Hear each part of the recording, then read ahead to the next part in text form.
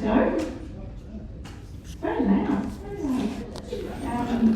On this show day. How wonderful to see you all. I'd like to start by acknowledging the traditional custodians of Lutruwita, Tasmania, and pay my respects to their elders, past, present, and emerging. Just an announcement, just a reminder before we launch into presentation. Just a reminder about the opportunity to hear one of Australia's preeminent historians, Emeritus Professor Jenny Hocking, on Friday, the 8th of November at 11 a.m. in this very theatre. And many of you would know that in 2020, Professor Hocking published the Palace Letters, the Queen, the Governor-General, and the plot to dismiss Gough Whitlam. And these letters are considered to be most significant historical records relating to the dismissal of the Whitlam government in 1975. And up until about 2016, I think the letters were deemed inaccessible to the public, and Professor Hocking instigated legal action in 2016. And then in 2020, the High Court ruled that the papers be released. So I think, and she's written widely, and I think that'll be a most interesting lecture on Friday the 8th, which is not normally a day, of course, that we come together, 11:30. Okay, so welcome to the Festival of Neil.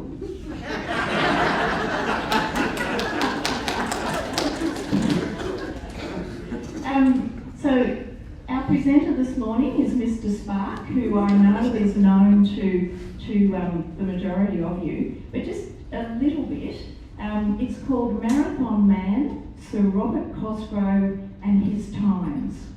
Now, Neil's passion for politics extends from Germany between the wars to the United States, past and present, which we'll hear about later, and to Tasmania.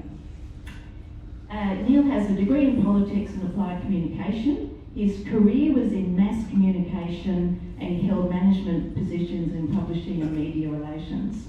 So Neil is going to talk to us today about Australia's longest serving legitimate Premier. Now that raises many questions already. He was the Premier of Tasmania for a total of 18 years and 6 months, except for a break of 68 days when he faced a royal commission and the Supreme Court over charges of bribery and corruption. What a case that would have been. Cosgrove wasn't the only prominent politician of his time to face allegations of bribery and corruption. And here to expand on this is Mr. Neil Spark. Right, thank you very much, Kathy. Can everyone hear me? Can the people at the back hear me? Stuart, can you hear me? Thank goodness, that's the most important thing. So, welcome, and thank you very much for coming along this morning on this show day to hear me talk about Sir Robert Cosgrove, Australia's longest serving legitimate Premier. Sir Robert Cosgrove, or he was less formally known as Bert or Cosy, you could also argue he was Australia's third longest serving Premier. Australia's longest serving Premier was Sir Thomas Playford, who was the Premier of South Australia from the 5th of November 1938 to the 19th of March 1965. That's a total of 26 years, 4 months and 5 days. And the second longest serving, someone I'm sure you'll all know, Sir Johannes Bjelke-Petersen, Queensland's Premier from the 8th of August 1968 to the 1st of December 1987, 19 years, 3 months and 23 days, and those two, served longer than Cosgrove. Cosgrove was the Premier of Tasmania from the 18th of December 1939 to the 26th of August 1958, except for between December 47 to February 48. And I'll explain why that break was shortly. He was in office a total of 18 years and 6 months. Now the difference between him and Playford and Bjelke-Petersen was that Playford and Bjelke-Petersen, I would argue, were illegitimate premiers. They were illegitimate because more people voted against their parties than for them. Queensland and South Australia both had gerrymanders, rigged electorates that enabled their right-wing parties to win. So the electoral system in South Australia was known as the Playmander. Cosgrove's record time in office wasn't his only first. He was also the first and only Premier to be charged with bribery and corruption. He was the Premier throughout the Second World War, except for 3 months, and he was the state Labor leader when the Labor Party split in March 1955. The 6 elections Cosgrove won as Labor leader and Premier were by our Hare-Clark electoral system that we have today. It ensures one vote, one value, unlike Queensland and South Australia in those far-off days.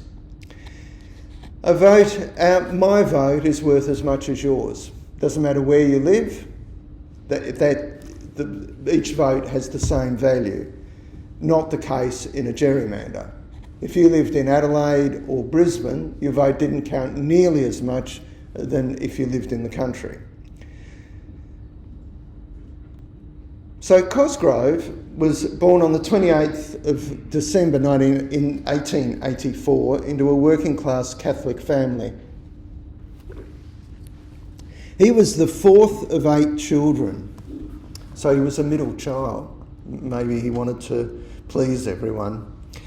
So I couldn't find out much about his mother, Mary Hewitt, but his father, Michael, was born in Ireland and at the time of Robert's birth was farming a small land holding at Tea Tree. Robert was educated at schools in Campania and Richmond and later at St Mary's Boys' School in Hobart. At the age of 19, he demonstrated the skills that would make him the legendary politician he was to become. A job referee in 1903 described him as honest, trustful and obedient, very obliging to customers. In an unpublished thesis about Cosgrove, political science student Shane Roberts wrote, "Other job references along similar lines showed the young man's recognition of the importance of people and communication skills." He won a House of Assembly seat in Denison, now Clark, in 1919, but he was beaten at the next election. However, he was re-elected in 1925, but lost again in 1931. He was persistent. He returned to Parliament in 1934 when he topped the poll in Denison and held his seat until his retirement in 1958. In November 1947, Cosgrove was accused of bribery and corruption. There was a royal commission to investigate the allegations. An election was forced on the government by a recalcitrant Legislative Council. Cosgrove's term in office was extraordinary, not just for its longevity, but also for bribery and corruption. Not only was Cosgrove accused of it, but 2 of his ministers also were. First, you'll hear about Tom Dalton, described by those who knew him as a lovable rogue. Dalton was born on the 8th of December 1895 in Victoria, and his family moved to Queenstown when he was 4. His father died when he was 10. He became a Boilermakers offsider when he left school, and when he was 16 he moved to Sydney where he won a boxing championship. He returned to Queenstown and after a stint as a painter and labourer became a boilermaker. He married Eliza Barwick in February 1915. Dalton was short and muscular, 173 centimetres tall, and he was an all-round sportsman, a football captain and umpire of major games. He had a penchant for theatrics. He was a juggler and a fire eater. Alan Haig, in the Australian Dictionary of Biography, writes, Dalton was quick, personable, persuasive and an excellent negotiator. He was elected president of the Queenstown branch of the Amalgamated Engineering Union in 1928. He won a seat for the Labor Party in Darwin, now Braddon, in the House of Assembly election of May 1931. His vote increased at successive elections. On the 22nd of June 1934, Premier Albert Ogilvie appointed Dalton Minister for Agriculture, Railways and Chief Secretary. He became Deputy Premier in 1941. A little aside, Albert Ogilvie is current Liberal Minister Madeleine Ogilvie's great-uncle. As Chief Secretary, Dalton was responsible for unemployment relief. The care and concern he showed for unemployed people made him very popular. One of the government's programs was to build a road to the summit of Kunyani, which became known, as I'm sure you all know, Ogilvie's Scar. Dalton's popularity helped sustain his political career when it was strained to the point of ending. The brightness of Dalton's star was starting to fade by mid-1943. Legislative councillors were asking questions in Parliament about bribery in the Forestry Department.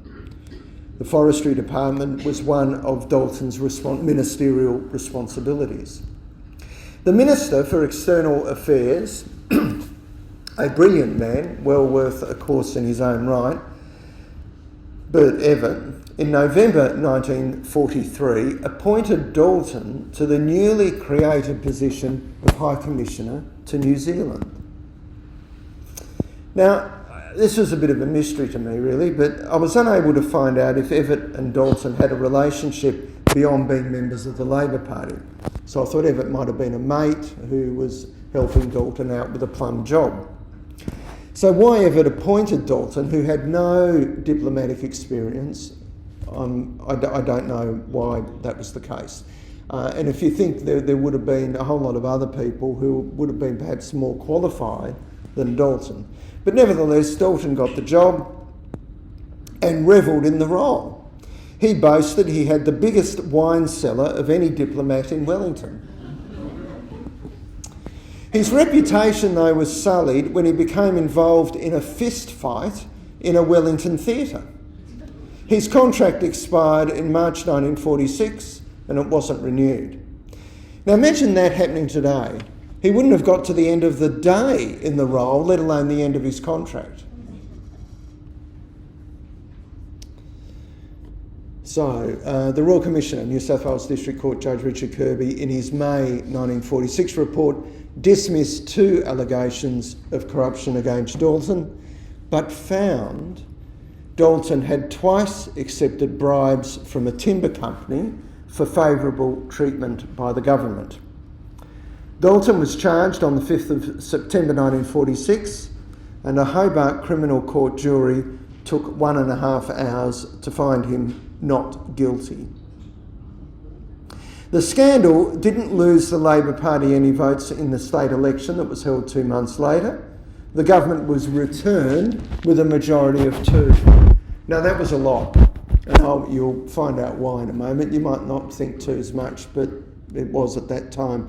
In October 1947, Dalton won the West Coast Legislative Council seat of Gordon. He became the government leader in the Legislative Council in 1948, a position he held until his death in 1968. Would have been interesting to have been a fly on the wall in the Legislative Council when he first joined, wouldn't it? So he had people making allegations against him that led to a trial and a Royal Commission, and here he is walking into the house of his enemies. Would have been interesting. So Dalton had a great influence on the council in his role as government leader. He had ministerial experience, a forceful personality, and in the Labor Party hierarchy was third only to the Premier and Deputy Premier.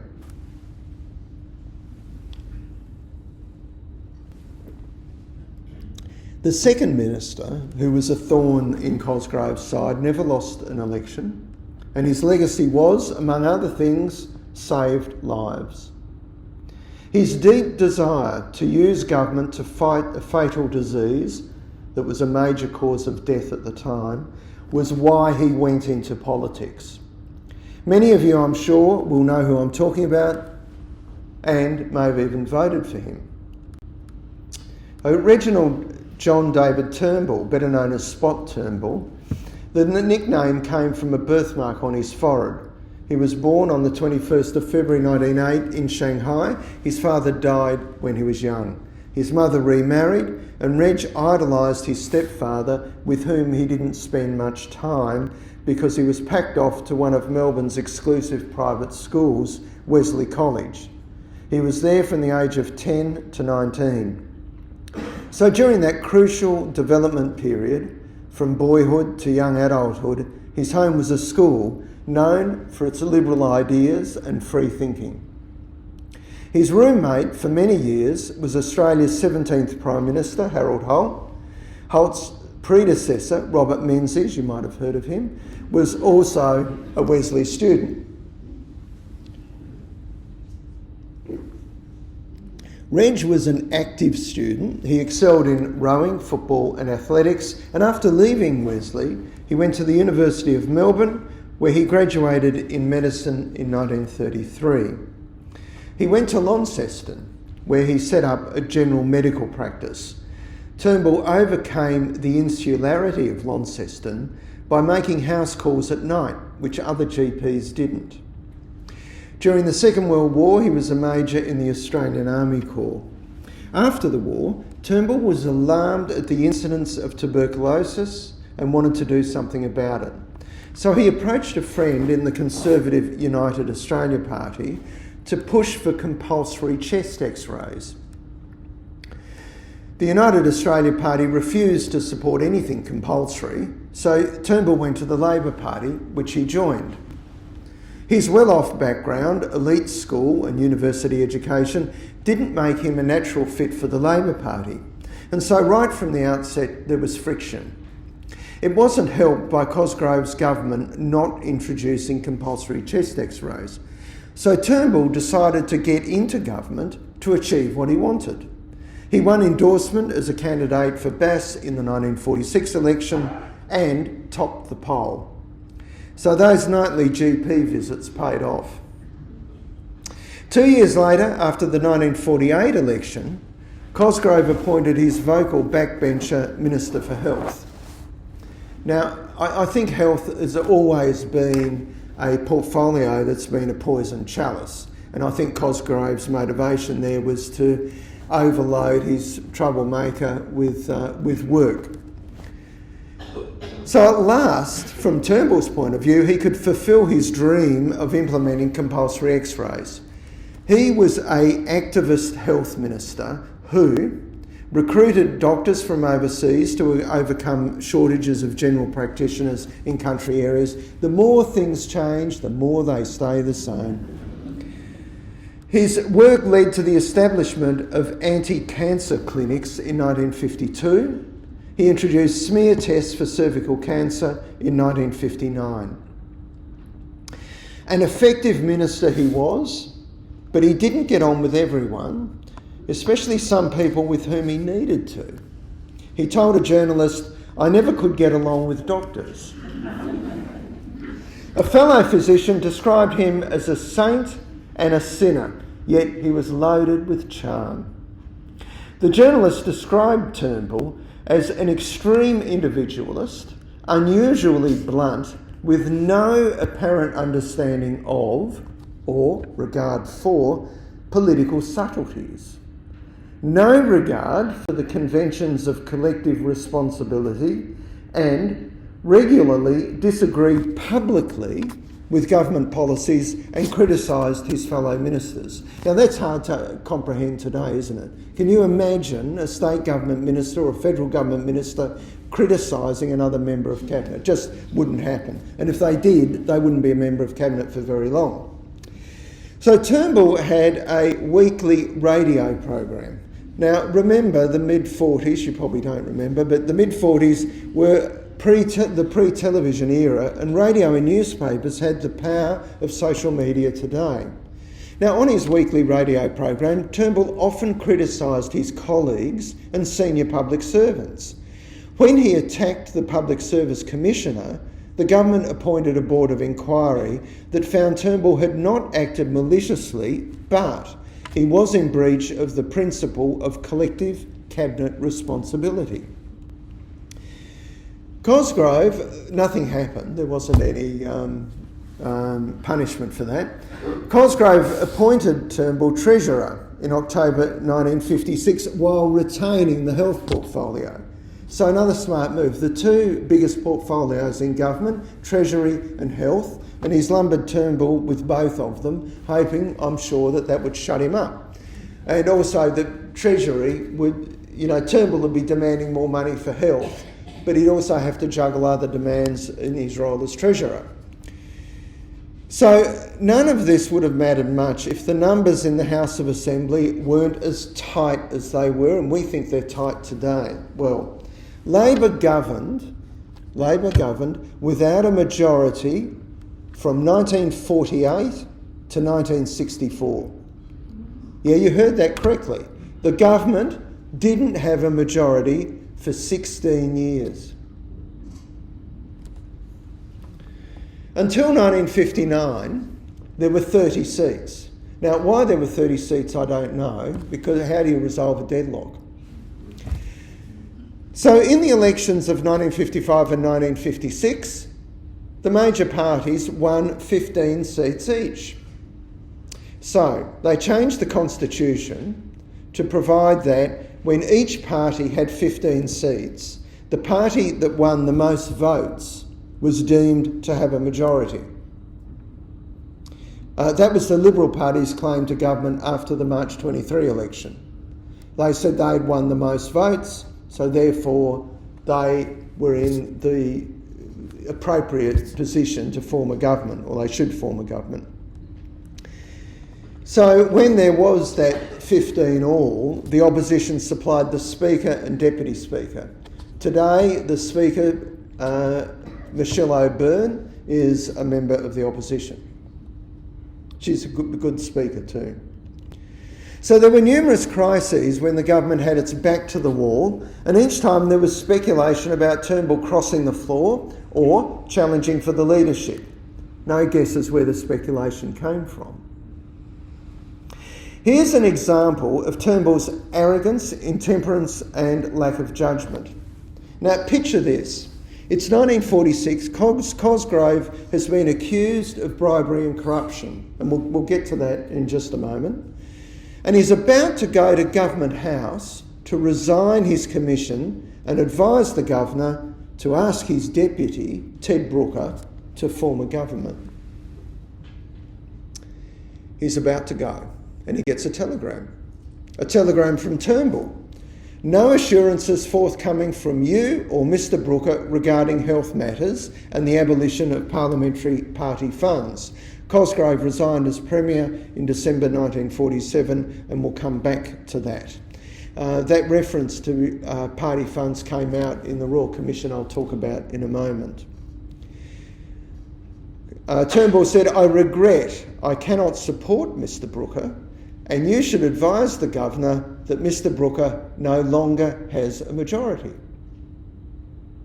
So here we have Turnbull, a backbencher, telling the Premier he is withdrawing his support from the government because the Premier won't give him what he wants.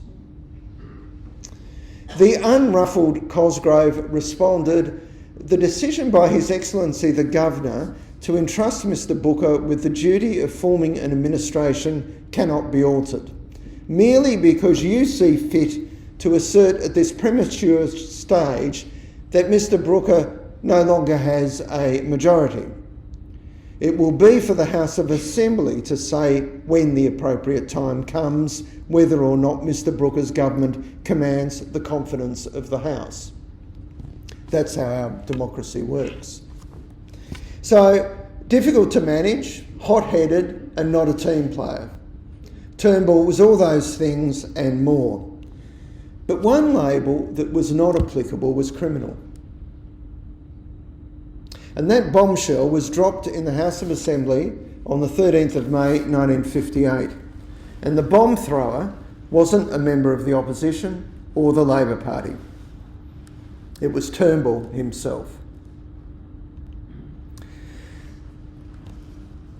Turnbull, who was the Treasurer, claimed George Fitzpatrick, a Sydney businessman, had offered Turnbull a percentage of the takings for a lottery or a £20,000 donation to the Labor Party if he got the lottery licence. In today's money, that's $705,000. The Solicitor General was asked to investigate. He referred the allegations to the Deputy Commissioner of Police. The police interviewed Fitzpatrick. He provided no information or evidence to support the allegations, so the inquiry ended. Fitzpatrick wrote to the Attorney General, Roy Fagan, about the allegations. Crown Law found there was a case for Turnbull to answer.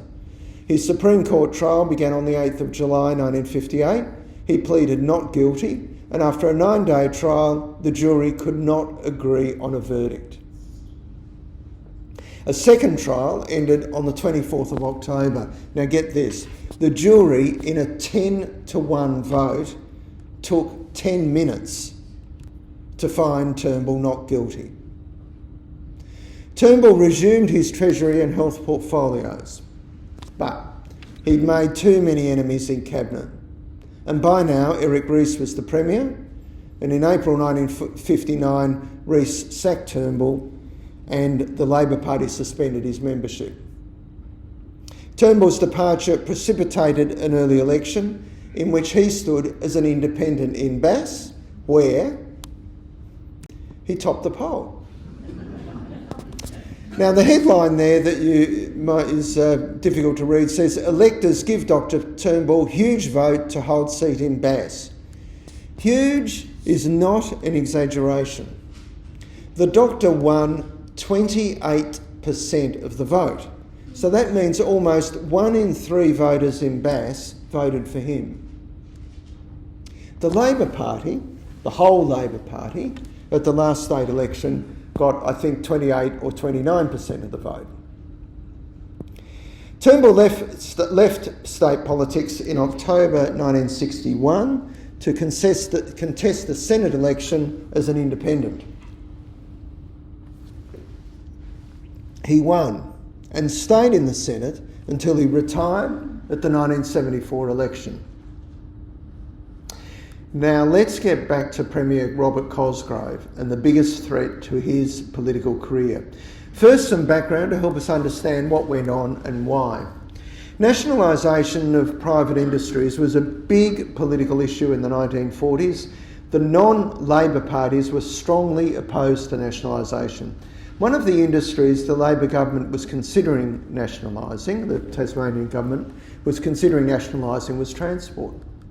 In November 1945, Conservative independent member of the Legislative Council, Alexander Lillico, called for an inquiry into the nationalisation of the transport industry. On the 10th of November 1947, the Leader of the Opposition, Neil Campbell, made a statement in the House of Assembly. He said allegations had been made about the Premier that had been independently confirmed more than once. I am, therefore, with great sorrow, bound to exercise the constitutional duty cast upon me by my office and read this statement to the House. He alleged a road transport operator, James Sullivan, had paid Cosgrove £5,400, that's $412,500 Australian dollars in today's money. The payment was for private road transport operators not to be closed if the industry was nationalised. I'm not really quite sure how that would work. So if you nationalise the industry, you couldn't have some industries, some companies outside the nationalisation tent, could you? So Campbell alleged Sullivan paid in two amounts in December 1944 and June 1947. The money was from Sullivan and two other transport operators. Campbell told the House of Assembly these payments were really an insurance premium to cover the risk of road nationalisation. So in other words, this guy was paying Cosgrove to stop nationalisation. So they have another name in Chicago for payments of this kind. Campbell moved a motion for a royal commission to inquire into the allegations. This is career-ending stuff, you would think. So he moved this motion for a royal commission. Cosgrove and the government supported it. The sensational allegations could have ended Cosgrove's career. After the House adjourned, something else extraordinary happened. Extraordinary by the standards of today's political discourse. Cosgrove crossed the floor and had a friendly conversation with Campbell. The Mercury's political reporter wrote, "It was obvious Campbell was performing what he considered his duty with reluctance." He said that. After the House adjourned, the Premier and Opposition Leader had a friendly conversation, presumably concerning the charges. The Royal Commissioner was Geoffrey Reed. Hearings started on the 2nd of December 1947 in the House of Assembly. Now that's also highly unusual. The chamber is used for nothing else other than parliamentary sittings. The most damaging revelation to come out of the Royal Commission was a secret Labor Party fund operated solely by Cosgrove. Doesn't sound good, does it? Well, the account was set up by former Premier Ogilvie and controlled by him and was taken over by Cosgrove. The Royal Commissioner, I beg your pardon, on December the 9th, so the Royal Commissioner sat for 2 days, on December the 9th, Commissioner Reed ended the proceedings. And he recommended Cosgrove be charged and the road transport operators be pardoned if evidence at the trial incriminated them. Justice Reed emphasised the decision made no presumption about Cosgrove's innocence or guilt. He said a trial was a more appropriate forum for the allegations to be heard and settled. If evidence is now taken from the Premier, he will be answering the charge made under circumstances which might be prejudicial to him. Not that a conclusion as to his guilt or innocence should be arrived at otherwise than by the verdict of a jury, which is his lawful right.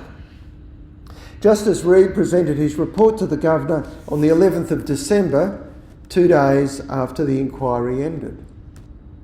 Cosgrove didn't resign straight away.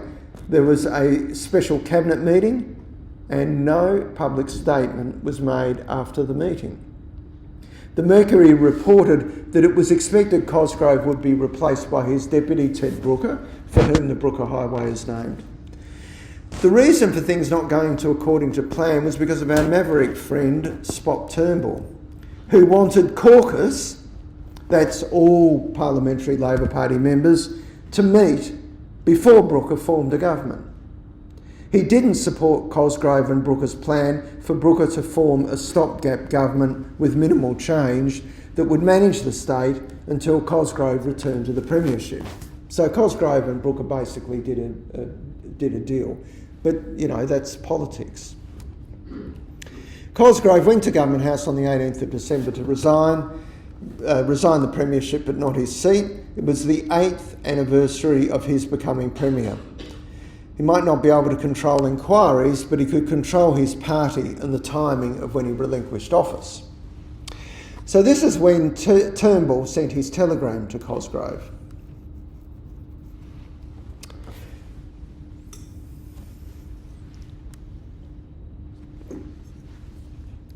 Robert Cosgrove's trial before Chief Justice Sir John Morris started on the 11th of February 1948.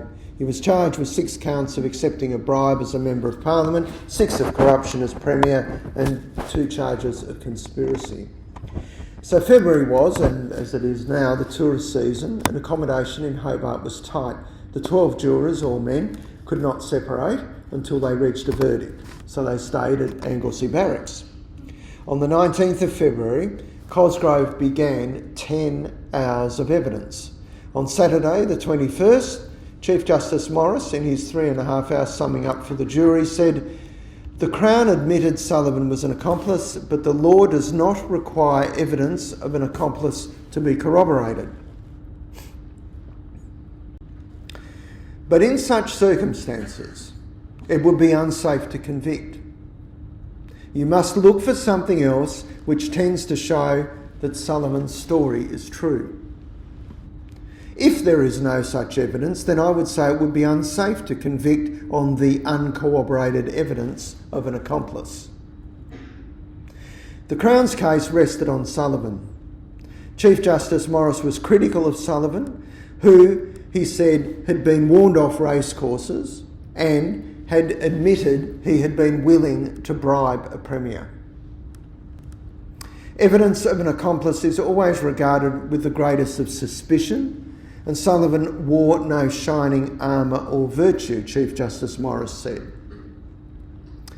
So in a demonstration of what a man of the people Robert Cosgrove was, he entered a competition to estimate how long the jury would take to decide their verdict. So you can imagine this, there were crowds outside the Supreme Court building. This was a big thing, you know, there wasn't television then. So Cosgrove paid his 2 shillings to be in the game. His estimate was 2 hours and 1 minute. At 3:35 p.m, the jury retired, and it returned at 5:26 p.m. So, by a vote of 10-2, the verdicts were not guilty for all charges. Cosgrove's prediction of 2 hours and 1 minute was spot on, and he collected his £2 prize. And in today's money, that's $138. Cosgrove was composed throughout the 10-day trial, but he allowed himself a smile when the verdict was announced. Crowds outside the court were less subdued and cheered loudly as he came out and rushed to shake his hand. Cosgrove and his wife Gertrude celebrated that night at Rest Point Riviera Hotel and went to Mass the next day at St Joseph's. Now, the peace didn't last long. A week after his acquittal, Cosgrove's government faced a no-confidence motion. The grounds were the secret party fund revealed during the Royal Commission and the government's handling of the transport industry. The motion was lost by 1 vote. Independents Rex Townley and George Gray voted with the opposition. They weren't the only ones who wanted an election, so did the Legislative Council. Now, the key point here is the election date is up to one person, the Premier. That's our system. Governments are made and unmade in the House of Assembly. That's the Westminster system. Governments are made and unmade in the lower house. They're not made or unmade in the Legislative Council. But that's not what the Legislative Council thought. It was convinced it had a duty to save Tasmania from an incompetent and dishonest government. Tension between the 2 houses of Parliament increased in the first 6 months of 1948, and it wasn't just the Conservatives fuelling the fire. The government was pushing to abolish the qualifications for voting in a Legislative Council election. Those qualifications were the need to be either a retired army or naval officer, a lawyer, a doctor or a minister of religion, an owner of freehold land that had a maximum value of £50, or a graduate. So you had to have one of those qualifications to vote. Cosgrove argued the Legislative Council, elected by 53,000 voters, had the power to veto bills of a government elected by 157,000 voters. The Mercury's editorial writer opined on the 7th of April, that if there was a restricted adult franchise, the council might as well be abolished because it would become a party-dominated chamber. There was an echo of the opposition and some legislative councillors. On the 15th of July, the council blocked supply. They are the bills that provide money for the government to operate. The former Liberal opposition leader, Sir Henry Seymour Baker, moved the bill be laid aside. We're not blocking it. No, don't think that. We're just laying it aside. Just like the coalition did in October and November 1975. They didn't block supply. They just stopped it. I would have thought blocking and stopping, but anyway. So the motion was agreed, 10 votes to 1, and the blocking of supply was egregious for 3 reasons. First, the Legislative Council exceeded its authority. Despite what the Mercury, the opposition and Legislative Councillors thought, the Upper House's role was and is to review legislation, not to determine the fate of governments. Second, it betrayed its self-proclaimed independence. The council made much of its independence, which it claimed was at risk if there was full adult franchise. But in blocking supply, it acted as a party house. Third, it was unaccountable for its action. The Upper House was not in breach of the Constitution, but there's a moral problem here. A chamber that is never dissolved as one, as the House of Assembly is, forced an election by blocking supply. So it faced no electoral consequences itself, faced no electoral consequences for its action. The campaign was short, 26 days. Labor won the most seats, 15. It lost 1 seat. The Liberals retained 12 seats and there were 3 independents. The Legislative Council didn't get the government it wanted. Despite the tight numbers, Cosgrove remained Premier until his retirement in August 1958 because of illness. He was 73 at the time and he didn't want to go. The Mercury editorial writer noted Cosgrove's longevity was a notable achievement, but an even greater one was he left office with no enemies and in an atmosphere of universal esteem. Astonishing, isn't it? We're talking about a politician. Tasmania has never had a Premier who was closer to the people or more approachable. And his opponents could not dislike him. On the contrary, they found it easy to feel a genuine regard for a political veteran who calmly declined to wear any scars or inflict any. The personality of the Premier tended, perhaps, to weigh rather more heavily with the electors than a bare comparison of party policies. Fancy putting the electors ahead of the party. Cosgrove's achievements include, and not all of you might agree with this, accelerating the development of the hydroelectrification of the state. That had begun long before Cosgrove's premiership, but when he became Premier, he appointed himself Minister for Hydroelectricity and kept the role throughout his term in office. The school leaving age was raised to 16. He was Tasmania's first Minister for Agriculture and established an effective and efficient department that provided a wide range of services for farmers, especially those who were less well off. He was instrumental in establishing the aluminium smelter at Bell Bay. He led the state during the Second World War, and many schools were built during his time in office. We talked about lowering the raising the school leaving age to 16, didn't we? Now, before we finish, Sir Robert Cosgrove lived in this West Hobart house from about 1933 until his death in 1969. I've had the privilege of being shown around by the house's owners. Now, the house really interested me. So apparently Cosgrove had this built in 1933. Now, That to me, even today, is a fairly grand house. It's not modest, is it? It's 2-storey. Are we talking about a Labor backbencher? So at this stage, Cosgrove's not Premier. I would have thought he would have been a bit more cognizant about how that would look.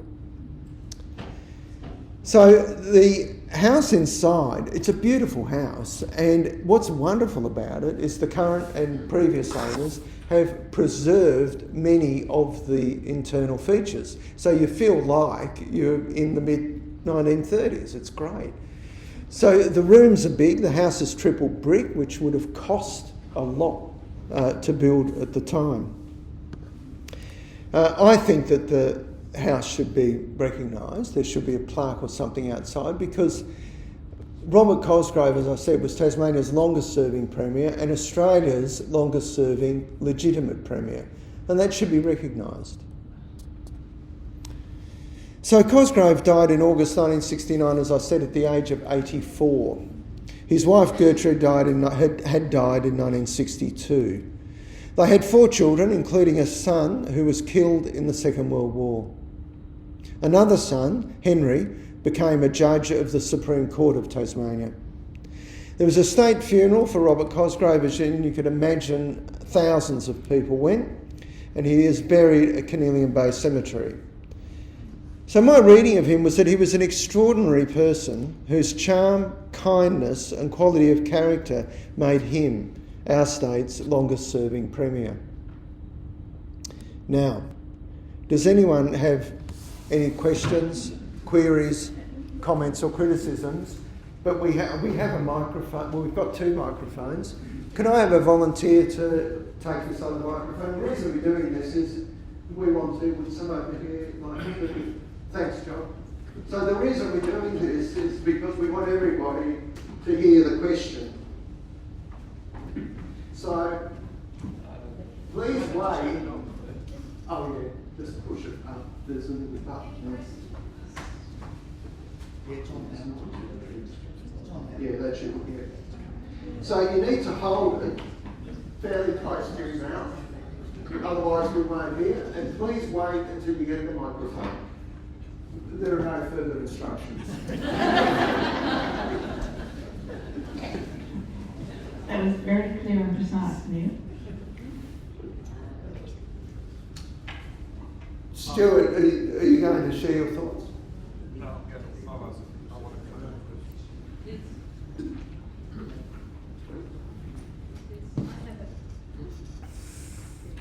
I have a very short question. Where is that house, please? I'd love to look at it. It's in West Hobart. Okay. Would the owner mind if I said what street it was in? Oh, the owners. The owner's among us.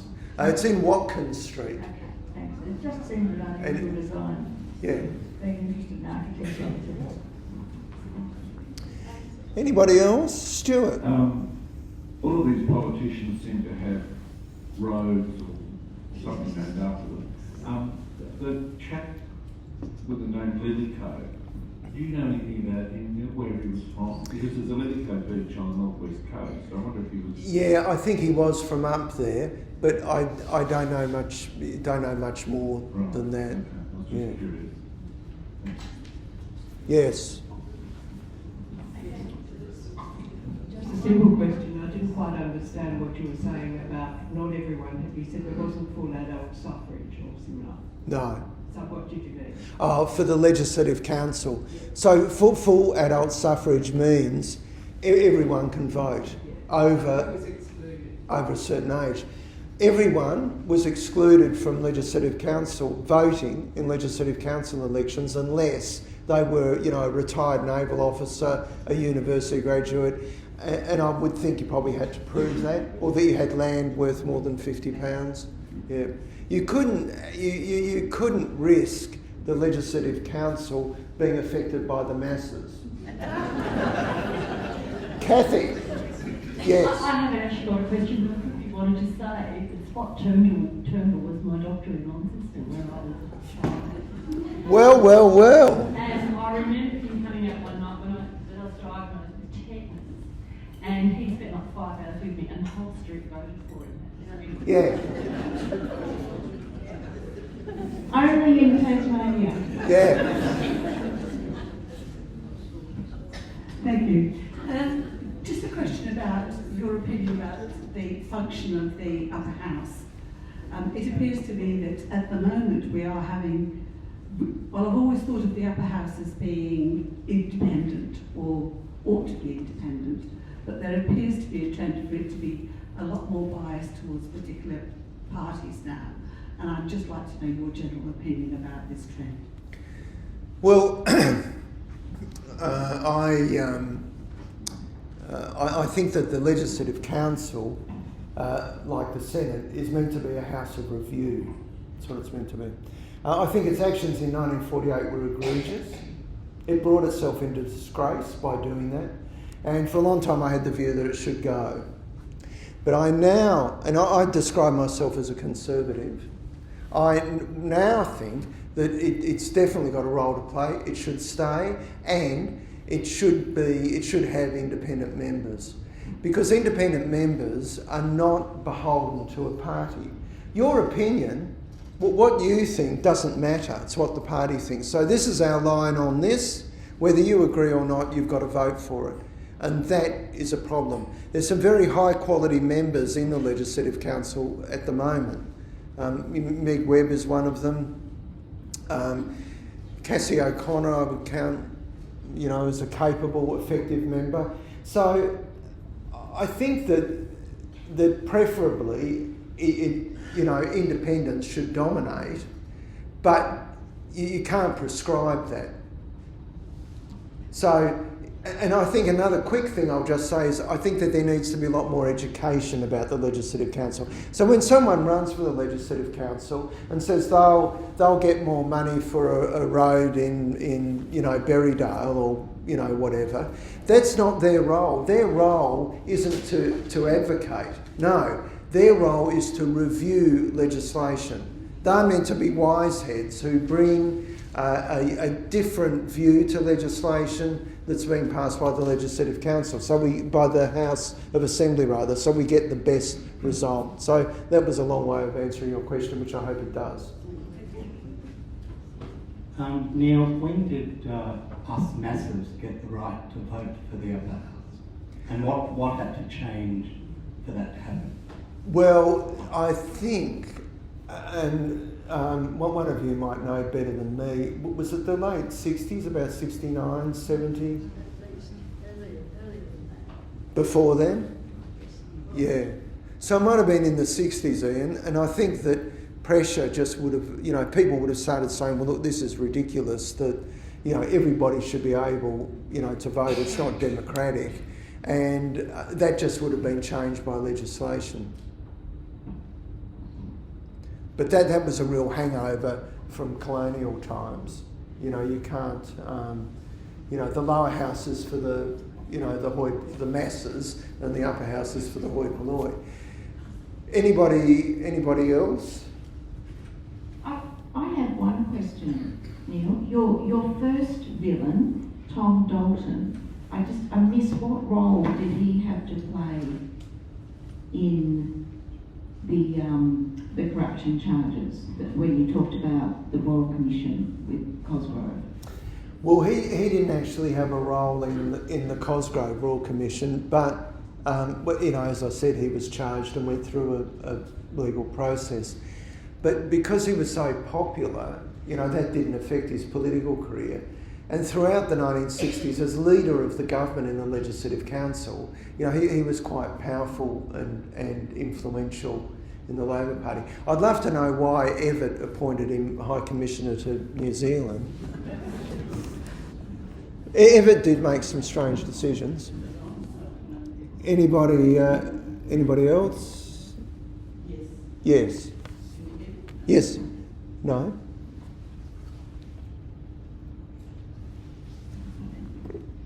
Just on a lighter note, you didn't mention that the Cosgroves were avid racegoers. Oh, I didn't know that. Yes, they were. Right. I met them a few times because my father worked as Chief Secretary under Cosgrove and bought all his machines. And what was his name? Eric Nash. Right. Yeah. And anyway, their favourite watering hole was West Point. You could always find them there every weekend. Right, And and Gertrude was quite a character. Oh, right. And what did you know him? Did you? Oh, I met him a few times at the Yeah. person. But and how did he come across to you? Oh, very sociable and very friendly. Yeah. Very approachable, as she said. Yeah. Yeah. Oh, well, that explains going to West Point after the acquittal. Yeah. There would have been a big celebration, I'm sure. Yeah. Anybody else?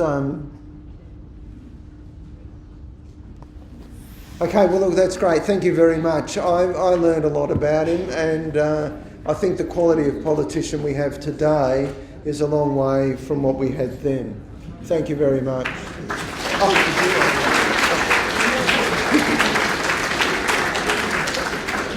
That was wonderful, Neil. And as always, Neil has done a tremendous amount of research. We had villains, we had heroes. I certainly learnt a lot, and I love the fact that there is, across the audience, that there are people here who have, been connected in some way with people that Neil's been talking about. It's wonderful. On behalf of U3A, I'd like to give you a little thought mark and pen. Thank you, Neil. That's lovely. Thank you. Thank you very much. Oh, I better put that in my pocket. Yeah, I need to stop.